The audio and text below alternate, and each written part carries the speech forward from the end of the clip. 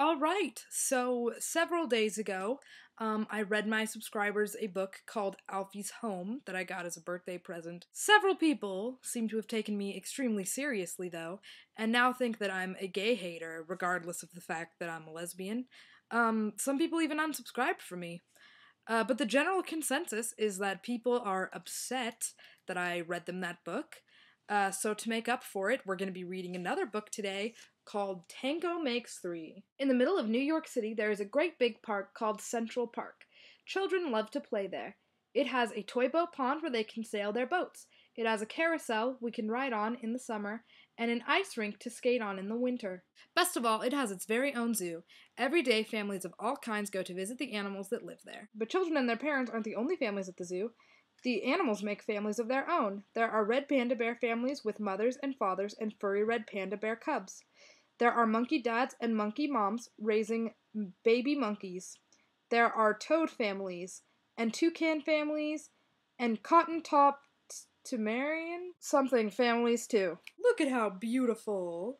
Penguin House. There are penguin families. Every year at the very same time, the girl penguins start noticing the boy penguins, and the boy penguins start noticing the girls. When the right girl and the right boy find each other, they become a couple. Two penguins in the penguin house were a little bit different. One was named Roy, and the other was named Silo. Roy and Silo were both boys, but they did everything together. They bowed to each other and walked together. They sang to each other and swam together. Wherever Roy went, Silo went too. They didn't spend much time with the girl penguins, and the girl penguins didn't spend much time with them.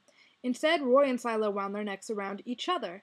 Their keeper, Mr. Gramsay, noticed the two penguins and thought to himself, they must be in love. Roy and Silo watched how the other penguins made a home, so they built a nest of stones for themselves. Every night, Roy and Silo slept there together, just like the other penguin couples. And every morning, Roy and Silo woke up together. But one day, Roy and Silo saw that the other couples could do something that they could not.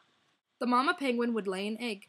She and the papa penguin would take turns keeping the egg warm until finally it would hatch, and then there would be a baby penguin. Roy and Silo had no egg to sit on and keep warm. They had no baby chick to feed and cuddle and love. Their nest was nice, but it was a little empty. One day, Roy found something that looked like what the other penguins were hatching, and he brought it to their nest. It was only a rock, but Silo carefully sat on it, and sat, and sat. When Silo got sleepy, he slept, and when Silo was done sleeping and sitting, he swam, and Roy sat. Day after day, Silo and Roy sat on the rock. That's them sitting. But nothing happened. Then Mr. Gramsay got an idea. He found an egg that needed to be cared for, and he brought it to Roy and Silo's nest. Roy and Silo knew just what to do. They moved the egg to the center of their nest. Every day they turned it so each side stayed warm. Some days Roy sat while Silo went for food. Other days it was Silo's turn to take care of their egg. They sat in the morning and they sat at night. They sat through lunchtime and swim time and supper.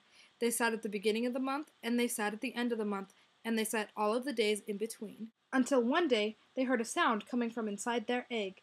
Peep, peep, peep, peep, it said. Roy and Silo called back. Squawk, squawk. Peep, peep, answered the egg. Suddenly, a tiny hole appeared in the egg shell, and then, crack! Out came their very own baby. She had fuzzy white feathers and a funny black beak. Now Roy and Silo were fathers. We'll call her Tango, Mr. Gramsay decided, because it takes two to make a tango. Roy and Silo taught Tango how to sing for them when she was hungry. They fed her food from their beaks. They snuggled her in their warm nest at night.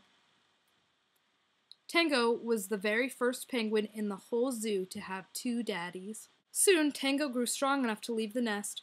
Roy and Silo took her for a swim, just like all the other penguin families. And all the children who came to the zoo could see Tango and her two fathers playing in the penguin house with the other penguins. Hooray, Roy! Hooray, Silo! Welcome, Tango! They cheered. At night, the three penguins returned to their nest. There they snuggled together, and like all the other penguins in the penguin house, and all the other animals in the zoo, and all the families in the big city around them, they went to sleep.